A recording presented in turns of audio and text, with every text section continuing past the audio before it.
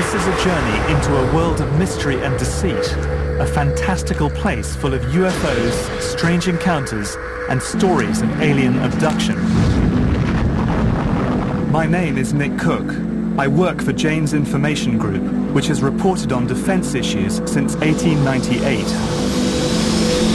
I investigate secret military programs worth billions of dollars, but hidden from public view. I dig out evidence of classified technologies developed by the defense industry and concealed behind a network of false trails.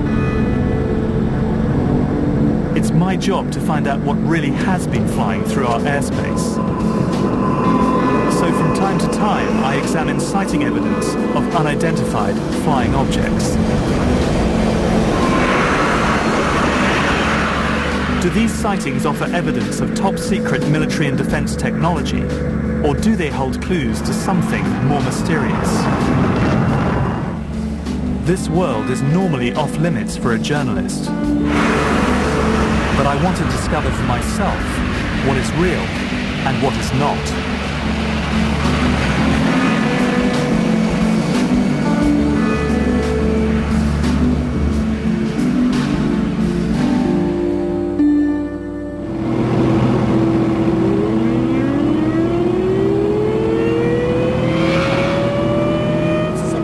On the 24th of April, 1964, America experienced its first credible close encounter of the third kind. Officer Lonnie Zamora was driving along a quiet stretch of road skirting the edge of the White Sands Missile Range in New Mexico. What the hell was that? Suddenly, he caught a glimpse of something strange in the sky.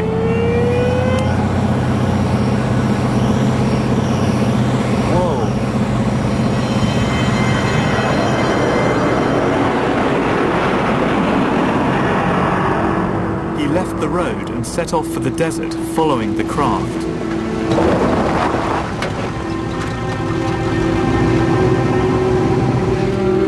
He caught sight of a shiny object, now landed about 200 yards away. As he looked over, he saw two figures in white coveralls, close to what looks like a flying saucer.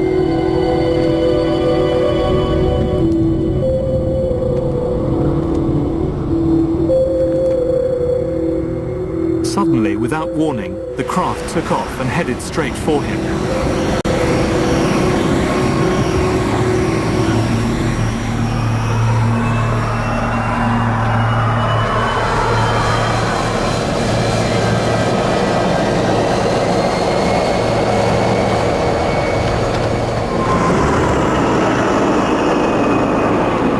And as quickly as it had arrived, it disappeared off into the distance at high speed. This statement by Lonnie Zamora is one of the most intriguing UFO reports on record. It made headline news at the time.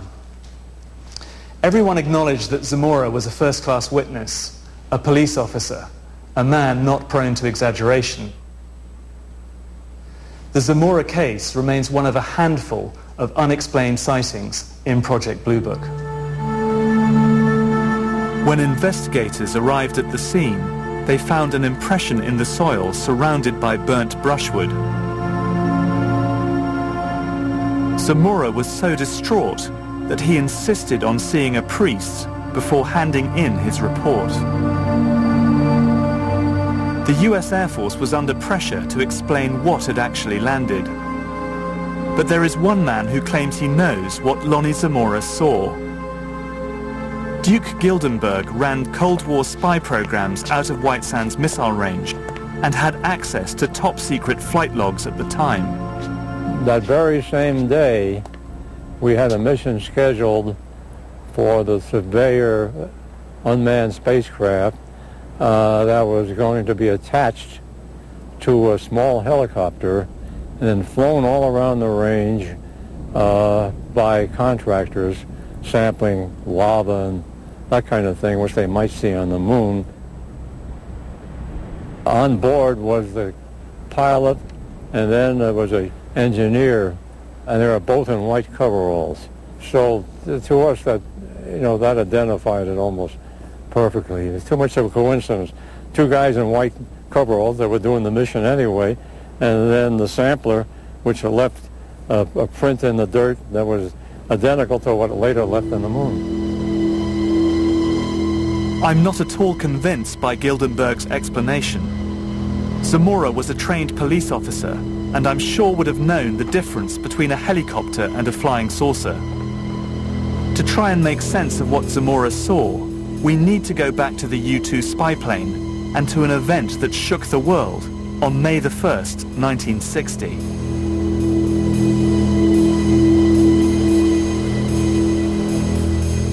When U-2 pilot Gary Powers was shot down over the Soviet Union, Cold War tensions intensified.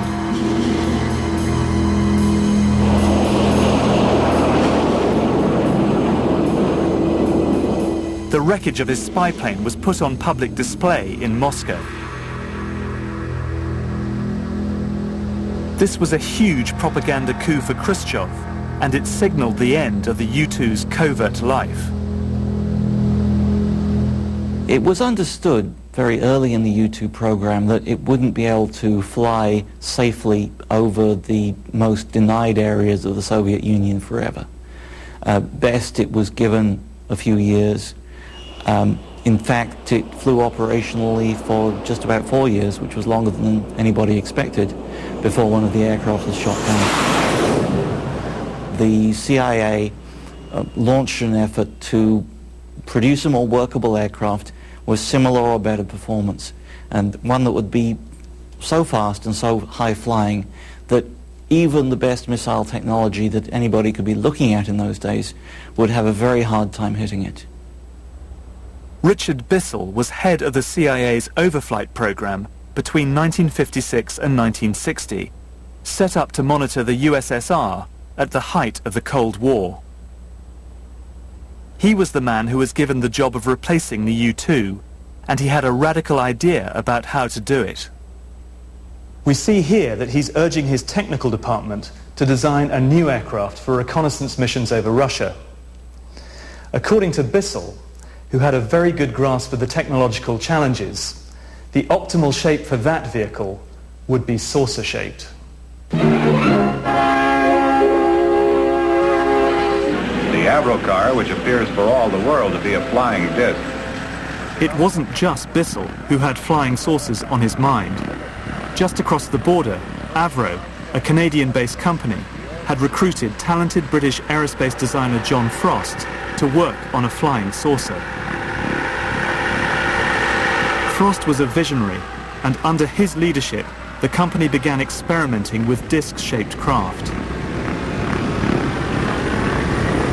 Called the Avrocar, it was a handful to fly and could barely get off the ground, but it caught the eye of the United States Air Force. They bought all rights to the project, and then it simply disappeared. Nothing more was heard or seen of Avro's saucer designs for over 40 years. But flying discs did not die with the Avrocar. Buried in the depths of the US Air Force archives, I've discovered some blueprints which reveal something quite fantastic, a supersonic saucer. Called the Silverbug, it was truly revolutionary. The plans show in detail a multi-jet engine craft that boasted amazing maneuverability and speed. It's an intriguing thought that this concept may tie in with the work of the German scientists who brought saucer technology to the US at the close of the Second World War. I believe Silverbug could explain what Lonnie Zamora witnessed in the New Mexico desert in April 1964.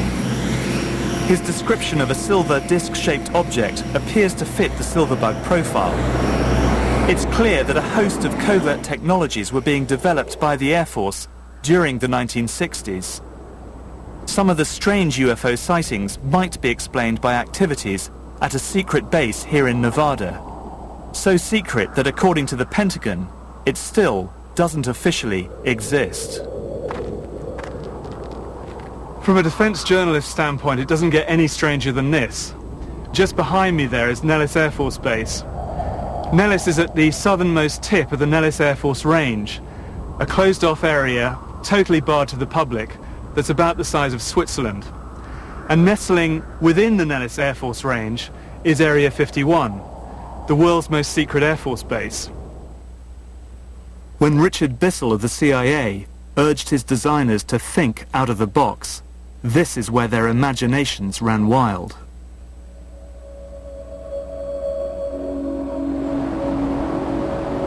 It's the testing ground for the US Air Force's most secret technology.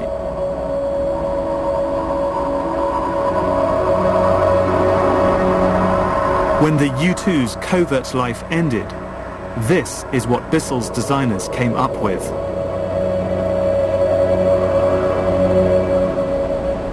The Blackbird is the apex of aerospace technology.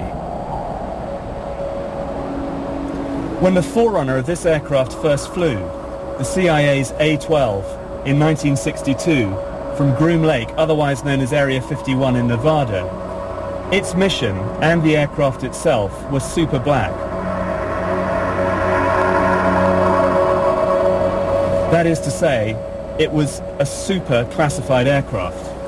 It's very easy to imagine how anyone catching a glimpse of this aircraft in 1962 might have mistaken it for a UFO. Everything about this aeroplane is strange.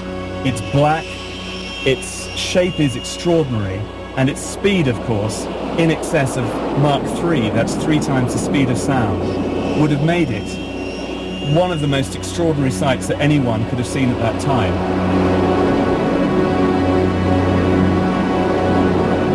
Many Blackbird missions were flown at the height of the Cold War. The plane flew at over 100,000 feet at the very edge of space. It was so fast that when it overflew the Soviet Union, it could simply outrun any missile attack.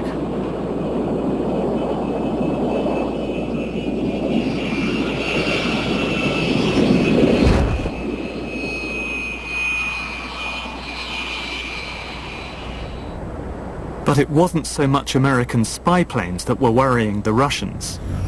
There was something else in the skies that was causing them alarm. An incident over the small town of Petrozavodsk would trigger the largest study of UFOs on the face of the Earth. Russia's X-Files had begun.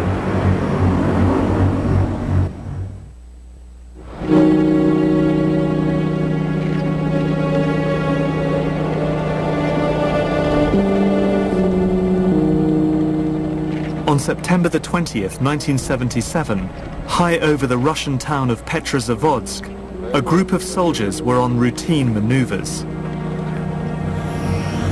Suddenly, a bright star appeared radiating pulsating beams of light. The object lingered over the town like a huge jellyfish. After a few minutes, it wrapped into a bright half disk and shot off.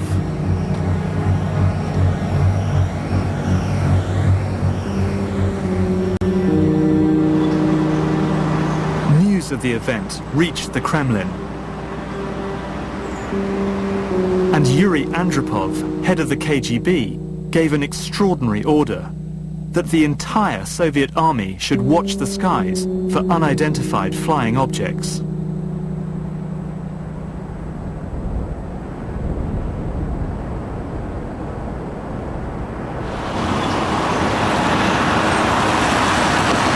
I'm in Russia, on my way to meet the two men, Colonel Boris Sokolov and Dr. Yuli Platov, who were ordered by Andropov to coordinate the whole operation.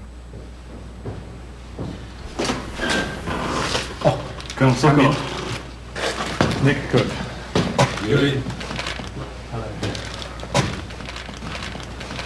Добрый день. Добрый день. Проходите. Thank you.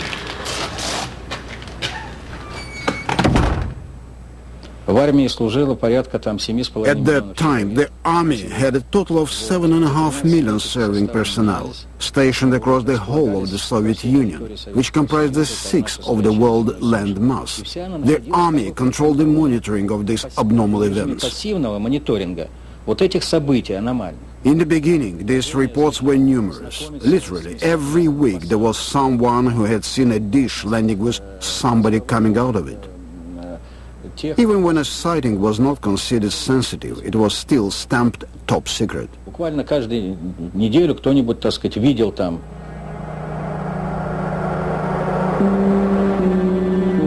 The observations continued every night for 13 years. No other nation has conducted such a long and thorough research program into unidentified flying objects. But as Sokolov tells me, the evidence was inconclusive. I would like to say that it is absolutely certain that in those 13 years there was not a single report of anybody's contact with aliens. Без сомнения, большинство явлений... Most of the sightings, which were taken by observers and thought to be something abnormal, were in fact, as our research has shown, connected to technical experiments by our own military. Были связаны с технической деятельностью человечества. Газопылевой след продуктов сгорания. And as Dr. Platov explains, even the Petrozavodsk incident, which led to Andropov's UFO surveillance operation, was nothing more than a secret missile launch. Петрозаводского явления. Ракета... That the strange lights and jellyfish-shaped object was in reality the burning rocket engine and its exhaust plume. Основная часть наблюдателей располагалась вблизи Петрозаводска. But not every sighting could be so easily dismissed. Наблюдатель, глядя вот отсюда на эту картинку, он видит, как яркая звездочка. Even though we could explain some of these sightings, there were many unexplained events which caused scientists to scratch their heads and which still remain unanswered today. Физики, которые ответа так до сих пор нету. For some, these inexplicable sightings fueled concerns that the United States military was developing a radical piece of aerospace technology, something that behaved and looked like a UFO that could fly undetected into Russian airspace.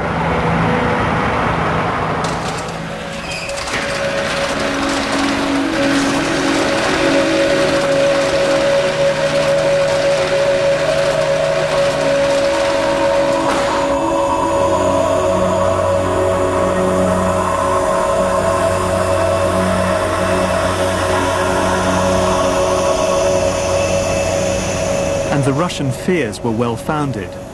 This is stealth, a quantum leap in aerospace technology.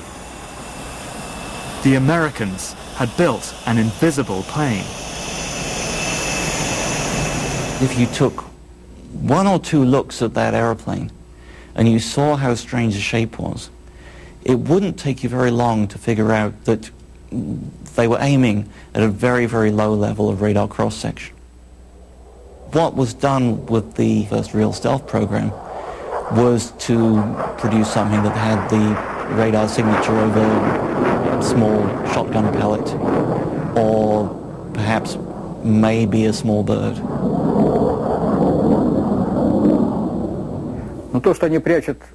My view is that it was advantageous for the Americans to keep up this kind of hype regarding UFOs.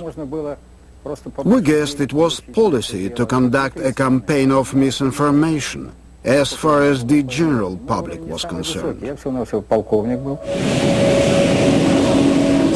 was an enormous breakthrough, and nobody out in the wider world really believed it was possible. Nobody could even imagine that it was possible to do.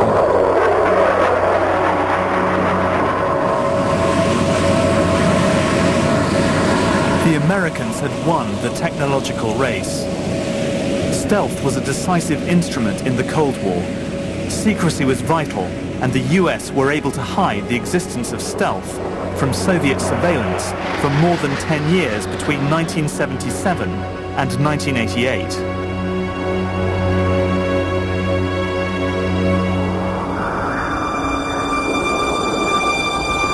But stealth couldn't begin to explain the series of alleged alien encounters which were about to shock the American Southwest. The UFO story had come to ground in a very sinister fashion.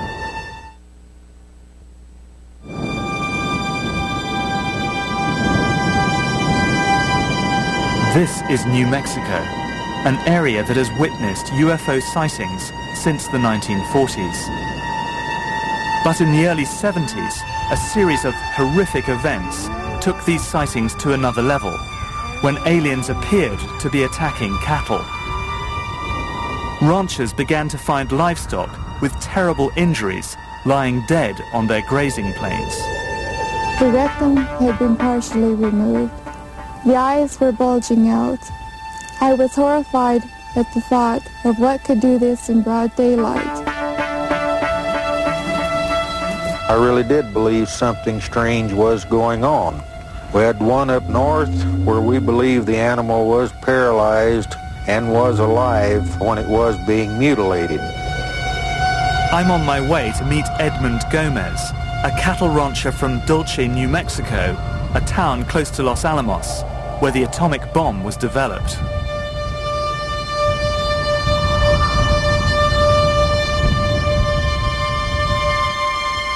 We met up and headed out to a desolate corner of his ranch.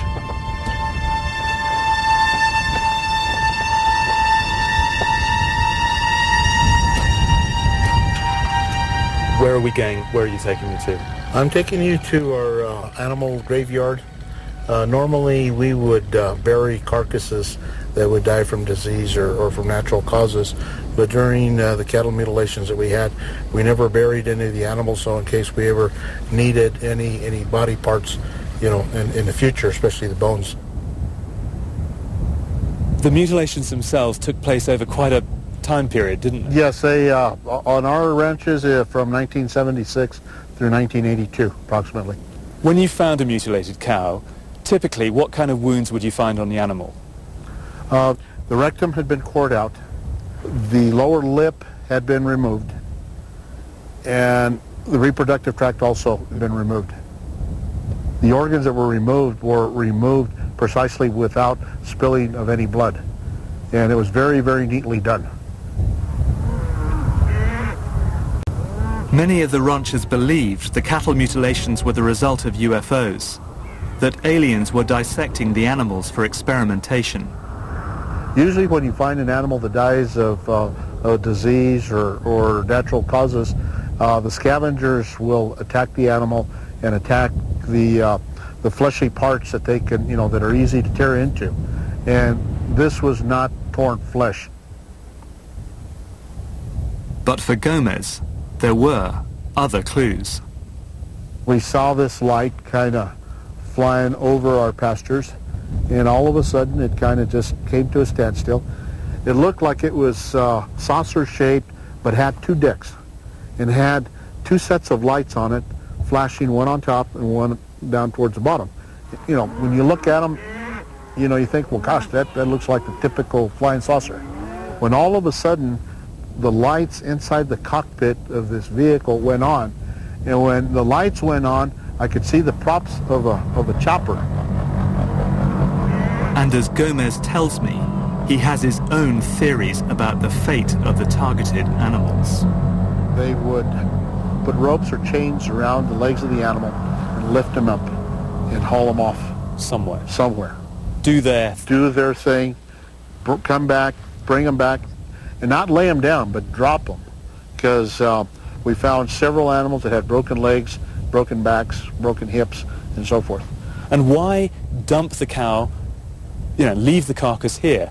We felt that that whoever was doing this did it and brought it back and said, we're doing this and there's nothing you can do about it.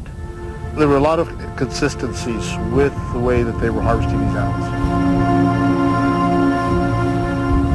For Edmund Gomez, there are many unanswered questions. He wants the cattle mutilations, which put him and his family out of the ranching business, reinvestigated.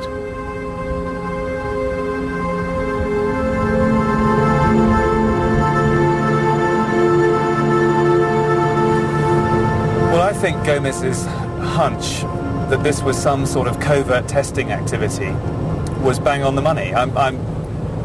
from the way the cows were mutilated, from the organs that were removed from the cows, it seems very clear that this was some kind of covert testing, covert monitoring program of some kind of contamination in that region.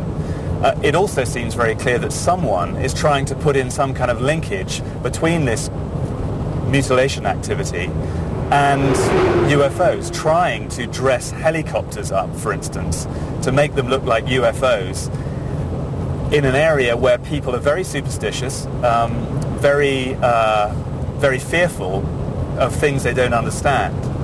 So it's clear to me that some kind of disinformation campaign is going on, but the reality is whatever was going on up there has nothing to do with extraterrestrials or UFOs.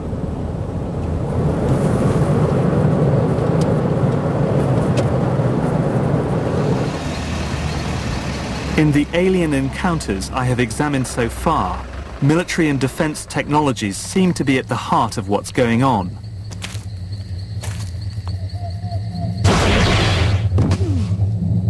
But parallel to these stories are other reports of more direct encounters between aliens and humans, which seem to be of a wholly different order. These are the chilling first-hand accounts of alien abduction.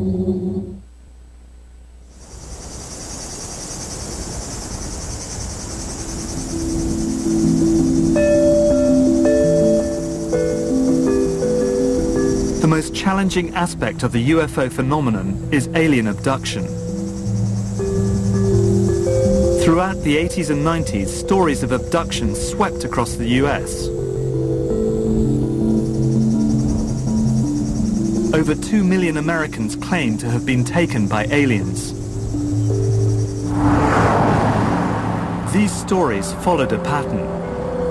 Typically, abductees claimed they had been taken in their sleep to an alien craft, where they were subjected to invasive surgery. Samples were taken. Probes were implanted. Some victims reported they had been abducted not just once, but many times.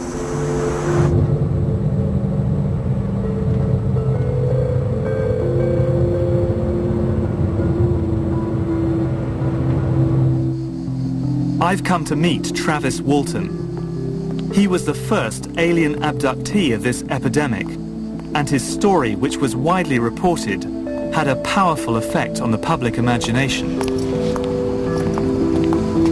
I caught up with him near the Apache Sitgreaves Forest in Arizona, where the whole incident unfolded. Well, there was a group of 7 of us men. We were working up in the mountains, in the woods. We had a tree cutting contract up there, and we just finished a long, hard day's work, and we were headed home. We'd worked late that night, so it was starting to get dark, and as we were driving down this rough track there, we saw light coming through the trees. What the hell is that?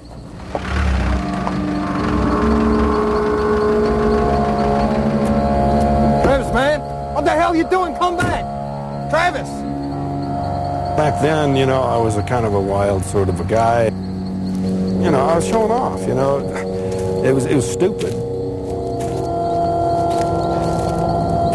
The closer I got, you know, and it wasn't going anywhere, and I was, you know, thinking about how foolish it was for me to be doing this, but I was kind of showing off for the crew a little bit, and they were getting pretty excited and yelling at me to get back in the truck.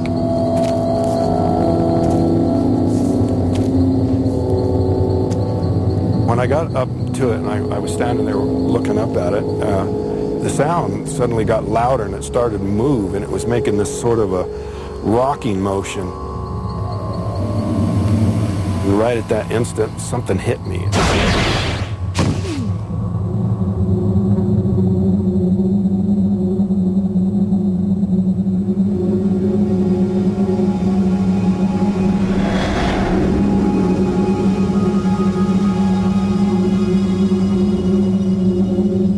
Next thing I knew, I was regaining consciousness, but I was in a lot of pain. I saw these forms over me, And when I finally got it into focus, I could see this creature looking at me, and I just flipped out. I looked around, there was 3 of them. The one that was closest to me, I tried to hit him. I could hardly move, and my arm felt real heavy, and I was weak. Somehow got the strength to get off of the table.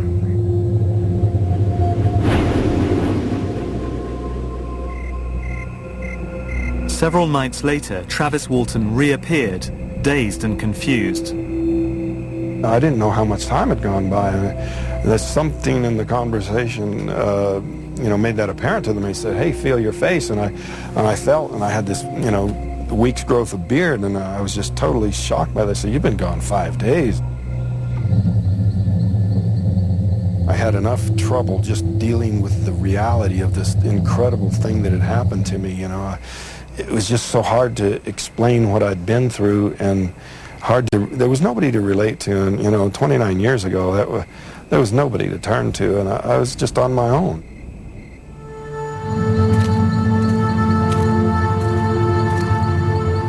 Travis's story seems incredible, but it's only one of many such tales. Does the weight of evidence add up to a believable pattern of abduction?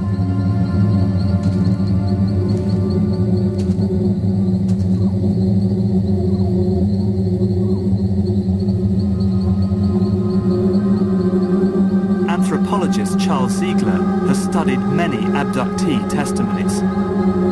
These people were not mentally impaired. Many of them were, in fact, highly trained. They believed these things. It gave them the same kind of satisfaction that religion gives other people. The notion that we're not alone, that there is some entity that's looking after us, that there's a better place waiting for us when we die. The chief skeptic of all, Dr. J. Allen Hynek, who investigated UFOs for the US military, also became a believer. There were just too many cases that baffled him during his military work. It was Hynek's interviews and expertise that formed the basis of the 1977 film, Close Encounters, directed by Steven Spielberg. I think that we're all interested in having in the re-enchantment of the universe. We want to feel that there are transcendent things out there that we're not aware of and that bode good for the human race somehow. I think this is just a natural human feeling.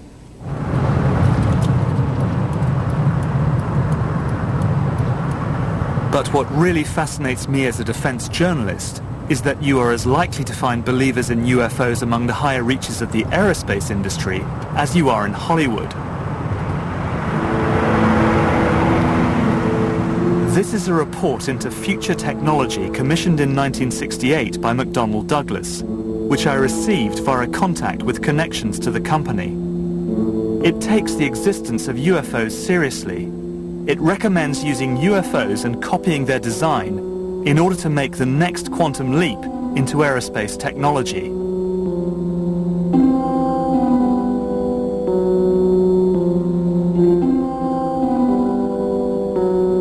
Some UFOs may be extraterrestrial vehicles.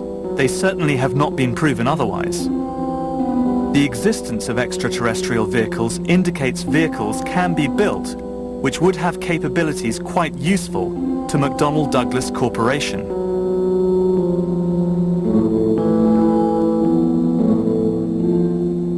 The report even suggested interviewing contactees to gather data. And if they were thinking that over 25 years ago, what advances might be on the horizon today?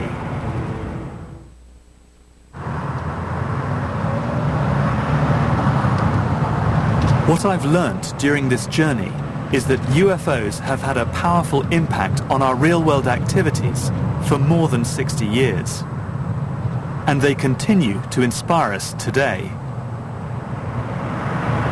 I'm here in Seattle to meet someone who's built a device in the basement of his garage, indeed is flying it there, that he and others claim is able to do so by defying our current understanding of physics.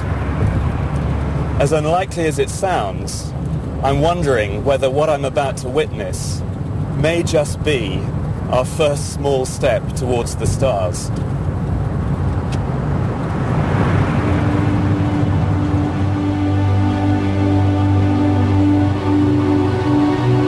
This strange device is made of balsa wood and glue and covered in a layer of aluminium foil.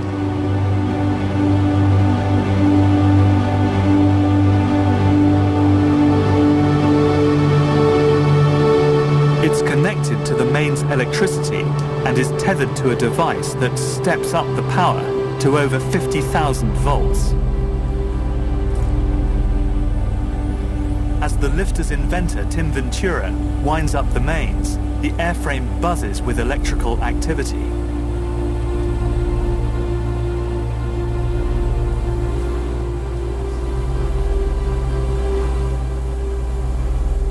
So Tim, tell me, why is this lifter demonstrating this levitational effect? Well, there's an interaction that occurs between the corona wire, which runs around the top, and the foil underneath. Yeah. And there's a 3 to 4 centimeter air gap in between there, and literally a high voltage electric field occurring. Now, there's been some controversy. Is this an ion wind effect? Is it the high voltage literally taking air molecules with it and creating an upward thrust? Or is it something more? Nobody knows for sure how the lifter flies, but one popular theory is that high voltage current flows between the wires, suspended on the top of the craft, through the air, down to the aluminium foil wrapped around the frame. The current literally drags air molecules down with it, creating a downforce called an ion wind, which provides the thrust needed to lift the airframe skywards. This technology, not just the lifter, but this whole scope of technologies, is almost like looking at the internal combustion engine back in the 1800s. We're trying to take it and say, look, these are real technologies. They have the same flaws that any other technology does, but hopefully they can do things that other technologies can't. So do you think what we're watching here could be the modest beginnings of a whole new industry? Yeah, I think the lifter is literally sort of like the tricycle, and it may not end up becoming the technology that builds the starships of tomorrow, but it at least shows us that given the right circumstances, given the right power, it will work.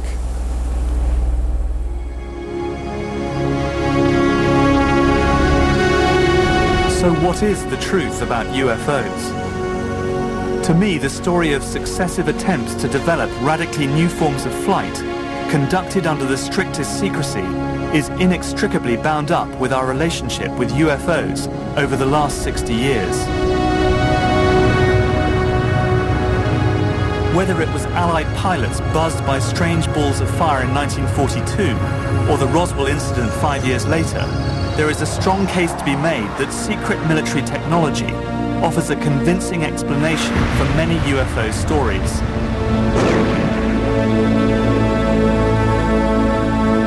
For me, what is so striking about Roswell is that it was the first good example of an officially sanctioned UFO disinformation exercise.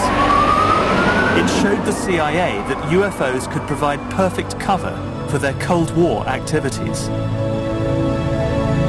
It didn't take much for the CIA to spin the extraterrestrial story into the hearts and minds of the American public. And once it was there, all manner of experimental technology could, if it was spotted, be put down to the UFO phenomenon. But there are some cases I just can't explain.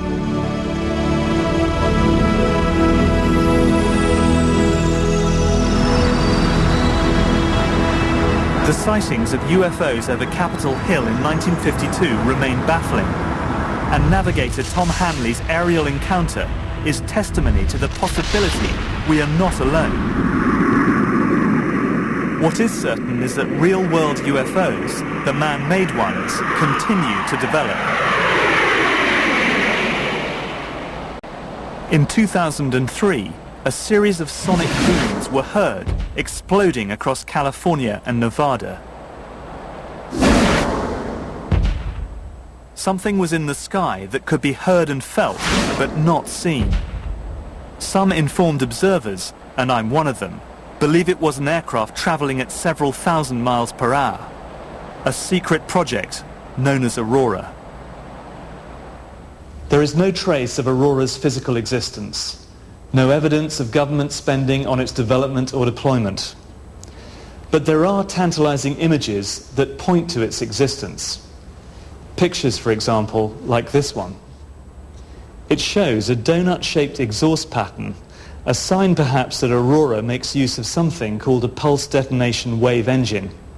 And it delivers a hell of a punch, easily enough power to drive an aircraft to 6 times the speed of sound. But perhaps the most intriguing are these images. This is a weather satellite image that shows a very interesting contrail originating out of Area 51 in Nevada and moving all the way across the United States, out over the Atlantic, on across Europe, and into Russia and China. Whatever it is, it's moving in excess of 8,000 miles an hour. If it is the contrail of a high-altitude hypersonic aircraft, in my book it's the best evidence yet that Aurora is real.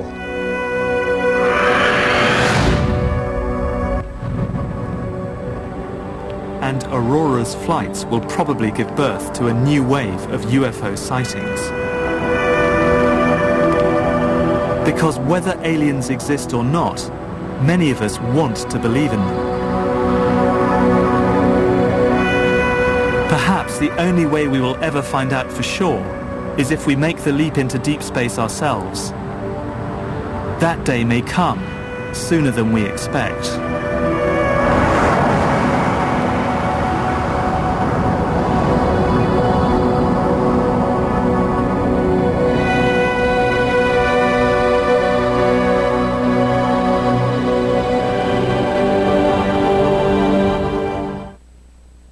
A civilization is rocked by the Earth's largest volcanic eruption and lost to legends.